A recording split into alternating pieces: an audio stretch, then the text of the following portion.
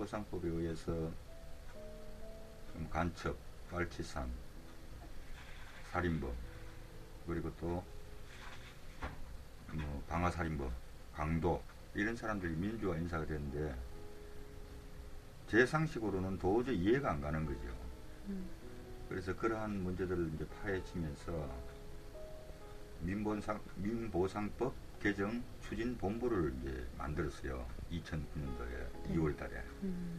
그래서 이제 본부장이라는 이제 직책을 그렇게 가지고 있는데, 민보상법을 하다 보니까 아, 이거는 정면으로 가서는 안 되겠구나. 그래서 애들로 가고 있는 게 종북, 좌익, 척결, 이러한 방향으로 지금 애들로 가고 있어요.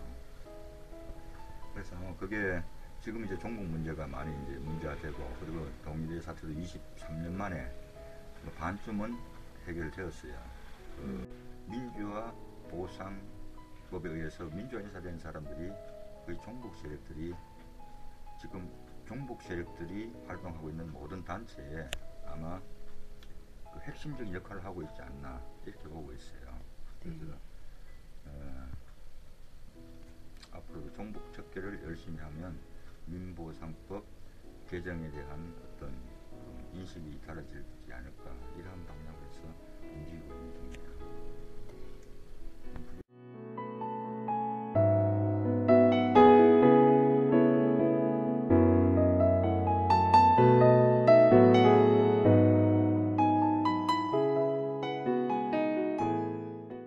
그러다가 이제 광우병 시위가 이제 극에 달했을 때 2008년도 6월 달로 기억하는데, 참 광화문 현장에서 대한민국이 망하는 길로 가는 것을 그때 이제 느꼈던 거죠. 그때 정확하게 날짜가 기억나요. 충격이 너무 크게 받았기 때문에 2008년 6월 23일인데 그 파이낸셜, 지금 동아일보사 건너편에 있는 파이낸셜 빌딩 앞에, 거기서 촛불 시위 반대 사진전을 하고 있었어요. 그런데 이제 광우 이제 촛불 시위하는 그 사람들이 와서 그걸 이젤이나 전시물을 훼손하면서 이렇게 하는 모습을 보고, 그걸 이제 제가 못하도록 말렸는데 제가 이제 그 사람들한테 이제 포위가 된 거죠. 근데 자세히 보니까 그 하는 그러한 행동을 하는 친구들이 보니까 나이가 15살에서 17살 정도 돼 보이는 고등학생들인 정도예요. 근데 입에서는 술 냄새가 나고, 그래 이렇게 뭐 멱살도 잡고 옷도 당기고, 이렇게 막 옷 입고 발로 차고 이렇게 하면서 이제 포위돼서 그렇게 이제 당하고 있었던 거죠. 뭐 가르침도 뱉고 그러더라고요. 그 모습을, 이거는 대한민국 미래가 없구나, 망하는구나. 그래서 충격을 굉장히 크게 받았어요. 그 정상적인 나라의 모습이 아니더라고요. 그 앞에 그 6.25 그 전시물 같은 게 불타고 이러한 모습, 완전히 막 엉망진창이었죠, 전체다가. 그렇게 폭동이 진행되는 것을 보면서 아, 이게 내가 그 뭐 열심히 사는 게 중요한 게 아니고, 이게 대한민국이 이렇게 이런 정도로 가버리면 개인의 존재 가치가 없어지는 거 아니냐, 어떤 그런 생각을 많이 했었어요. 그래서 적극적으로 시위에 참여하는 그런 계기가 된 거죠.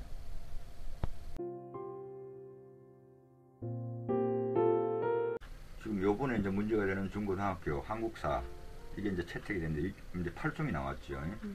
여기서 지금 교학사 책과 나머지 7종이 이제 이렇게 대립하는 그런 상황인데, 그 역사라는 건 대한민국 역사라는 거예요. 출발점이 어디냐는 거죠.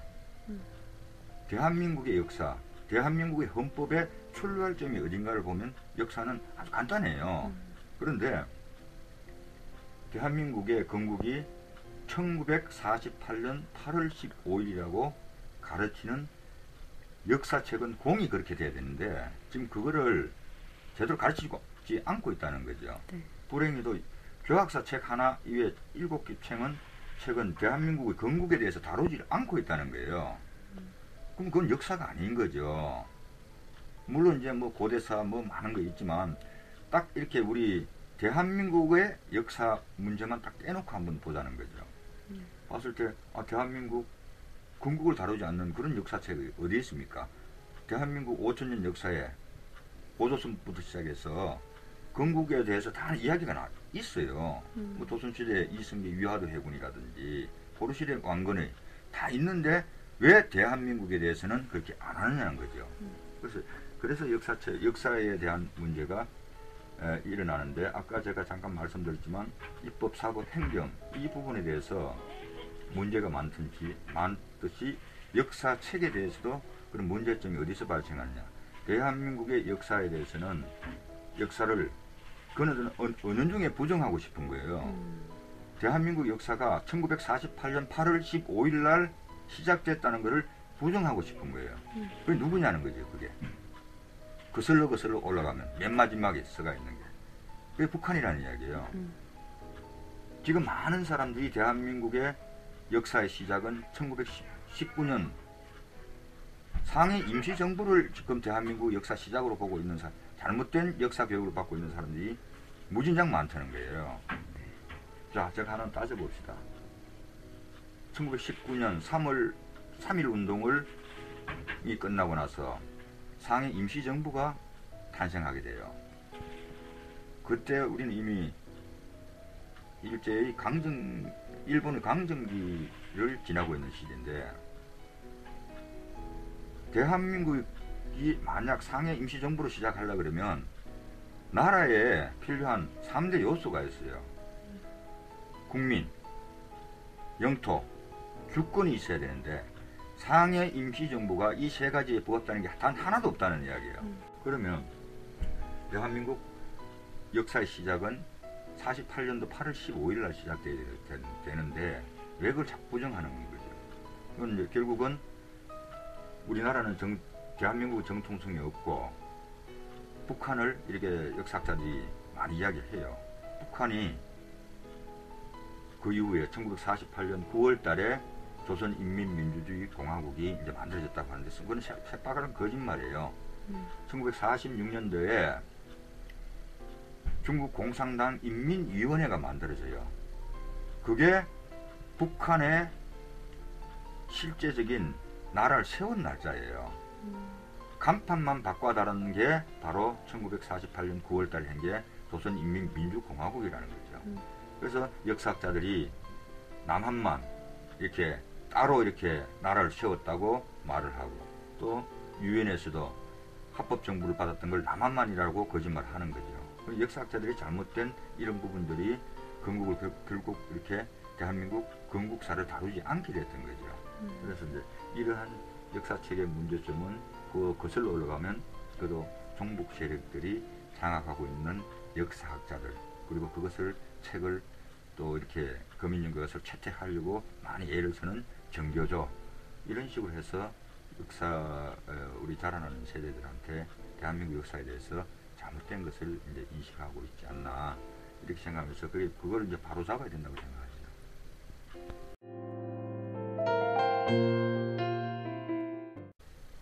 가장 평가가 잘못된 사람은 저는 이승만 대통령이라고 보고 있어요. 물론 이제 박정희 대통령에 대한 어떤 새로운 시각들이 지금 많이 나오고 있지만 이미 국민들 마음속에 70% 가까이는 박정희 대통령이 최고의 대통령이라고 하기 때문에 물론 싫어하는 사람도 있겠지만 이미 그런 박정희 대통령보다는 가장 평가가 잘못된 대통령은 이승만 대통령이 아니냐 이렇게 좀 보고 있어요. 뭐 친일파, 친일 내각 이런 식으로 엉터리로 이렇게 많이 하는 그런 부분들이 많은데 한 가지만 이야기하면 이승만 대통령이 돌아가셨을 때 박정희 대통령의 조사에서 보면 박정희 대통령도 이승만 대통령 굉장히 존경하고 있다는 부분들을 알 수 있어요. 이승만 대통령을 가장 부정했던 세력들은 실제 종북 세력들이에요. 왜? 대한민국 건국을 인정할 수 없기 때문에 그 사람들은 이승만 대통령을 절대 인정할 수 없던 거죠. 그래서 이승만 대통령에 대한 어떤 재평가 작업이 지금 일부에서 일어나고 있지만 이 부분들에 대해서 국민들이 그 역사책이나 아니면 어떤 그 칼럼이나 여러 가지 소책자 혹은 그 이승만 그 대통령의 어떤 뭐 기념관이라든지 이런 걸 통해서라도 좀 많이 좀 복원됐으면 좋겠어요. 지금 이승만 대통령, 건국 대통령, 대한민국 65년 전에 건국했던 대통령에 대한 기념관 하나 없고, 작년에, 재작년에 해서 이승만 대통령 흉상까지 그 철거를 시키고 그걸 길바닥에 내팽개치는 걸 보면서 참 이게 뭔가 잘못됐다. 대한민국 국민들이 건국을 부정하는데 동참했어야 되겠다는 거죠. 항상 그 대통령이라는 거는 직무를 수행하다 보면 잘한 점도 있고 못한 점도 있고, 그럼 그 공과 그 공과를 공평하게 평가하면서, 그렇지만도 건국 대통령에 대한 애는 갖춰야 되는 거 아닌가, 저는 그렇게 생각하고 있습니다.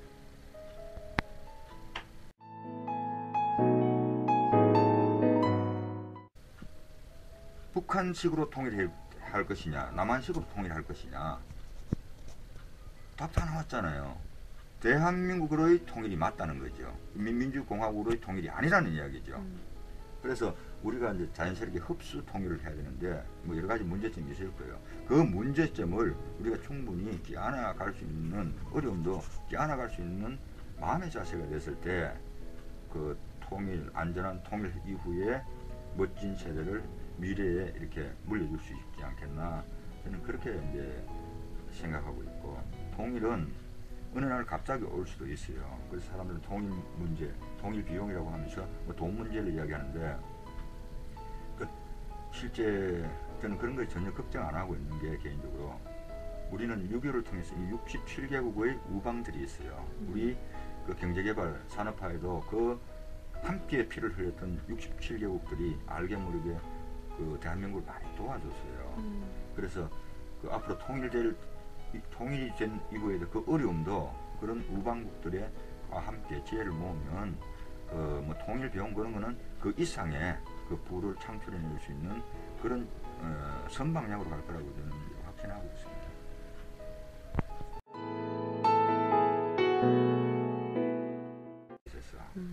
근데 트위터를 하다 보니까 뒤통수를 때리더라고요. 신이 내린 선물이구나. 왜냐하면 저는 인터넷을 오래 해왔기 때문에 인터넷이 이미 그 어떤 특정 세력에 의해서 완전히 장악된 것을 이미 알고 있었어요. 그래서 인터넷에서 기초 여론이 형성이 안 되면 뭐 종북 척결도 아니고 아무것도 안 되는 거예요. 아무리 정부에서 좋은 일을 하려고 해도 엉터리 반대가 인터넷만 들어가면 그게 여론이 돼버려요. 이거를 깰 수 있는 방법이 지금까지 없었는데 SNS가 가능하더라고요. 그런데 문제는 그 보수파나 시민단체 이런 데서 상당히 좀 SNS에 대해서 무감각하더라고요. 거기서 단순하게 뭐 근데 그게 그 SNS를 통해서 거짓이 진실이 되는 과정들, 인터넷에서 거짓이 진실이 되는 과정들을 제가 알기 때문에 이것마저 놓치면 대한민국을 구할 기회는 영원히 없다라는 확신을 가졌어요. 그래서 이제 그 여러 가지 많은 이제 지금까지 한 4,000명 이상 이제 이렇게 가르치고 했는데, 지금 가장 아마 제가 가르치면서 기분이 좋았던 데는 에스더 기도 운동본부 인터넷 팀들이 아니었나, 그렇게 생각하고 있어요. 뭐 이렇게 내세우지 않으면서 이렇게 참 열심히 해주는 그런 분들이 이제 SNS에 이제 가세하고 그 중요성을 알아가고 하는 게 굉장히 기분 좋았어요. 아마 SNS가 2012년까지 어느 정도 그 기반을 마련하지 않았으면 아마 100% 저는 적화 통일의 길로 이미 접어들었다고 저는 확신하는 사람이에요. 그 정도로 심각하게 저는 받아들이고, 그래서 SNS에 이제 목을 메고 이렇게 다녔던 사람 같아요. 그래서 앞으로 어떠한 인터넷에서 어떠한 다양한 제도가 또 다양한 어떤 인기 있는 것들이 나올지는 모르지만, 아직까지 SNS는 인터넷 기본 여론을 형성하는데 최고의 힘을 발휘하는 데는 SNS라고 좀 보고 있겠고. 그래서 특히 이제 SNS, 트위터, 페이스북 이렇게 하고 있는데 좀 더 이렇게 항상 신경을 쓰면서 내가 그 대한민국 어떤 그 거짓 세력들이 그 말해놓은데 내가 진실 하나라도 더 옮겨 놓는다는 이러한 조금 소극적인 자세보다는 적극적인 자세가 되고 실천하면 그 앞으로 이 거짓 세력들, 소위 종북 세력들을 척결하는데 큰 힘이 되지 않겠나 이렇게 생각하고 있습니다.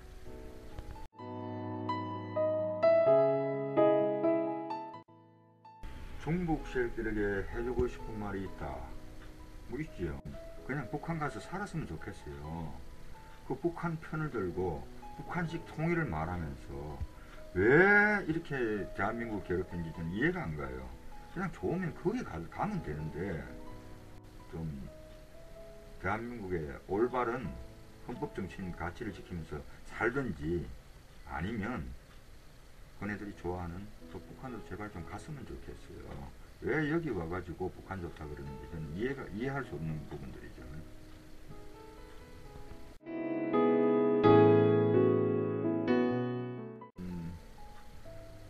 힘든 점이 있었지만 저는 그걸 이제 생각을 많이 바꿔 이제 먹었죠. 자, 힘든 것도 즐기자. 지금 좀 작년에 534일 동안 탈북자 북송 반대 농성을 하면서 강하게 어떤 어려웠지만 강하게, 그리고 또 중국 대사관 앞에서 중국 사람들한테 장난스럽게 시위하는 게 아니고 간절하게 시위하는 모습을 보여주고 싶었던 거죠. 그리고 그 어떠한 목표를 잡았으면 끝을 볼 수 있는 그런 시민운동이 되었으면 하는 그런 마음에서 534일 동안 중국 대사관 앞에 있었던 게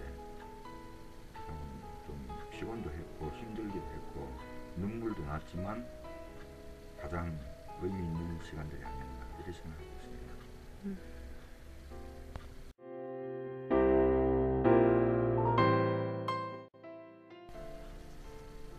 예, 저는 이렇게 교회는 안 다니지만 기독교가 그나마 아직 이렇게 조금 대한민국을 위해서 많은 기도를 해주기 때문에 2012년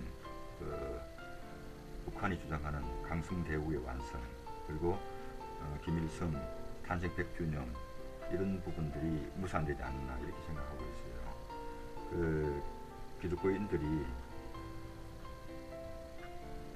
지금처럼 열심히 기도해주고 그렇게 하면 잘 될 것 같아요. 그리고 천주교나 불교 보면 대한민국의 종북 세력에 대해서 나서서 어떤 심각성을 말해주지 않더라는 거죠. 천주교나 불교. 그런데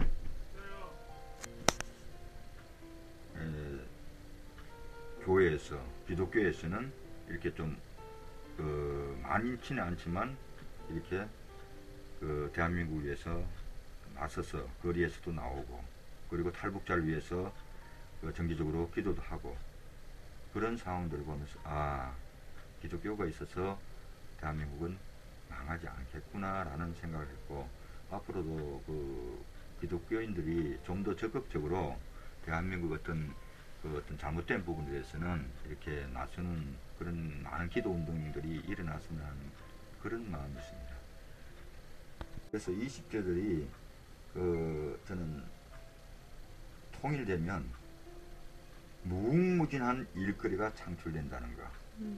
정말로 중국 대륙, 러시아 대륙을 향해서 갈 수 있는 그런 기반이 마련된다고 저는 봐요. 그래서 20대들은 통일을 위해서 준비하는, 그리고 통일을 완성하면서 또 미래를 이끌어갈 수 있는 그런 통일 지향하는 그런 젊은이들이었으면 감사합니다.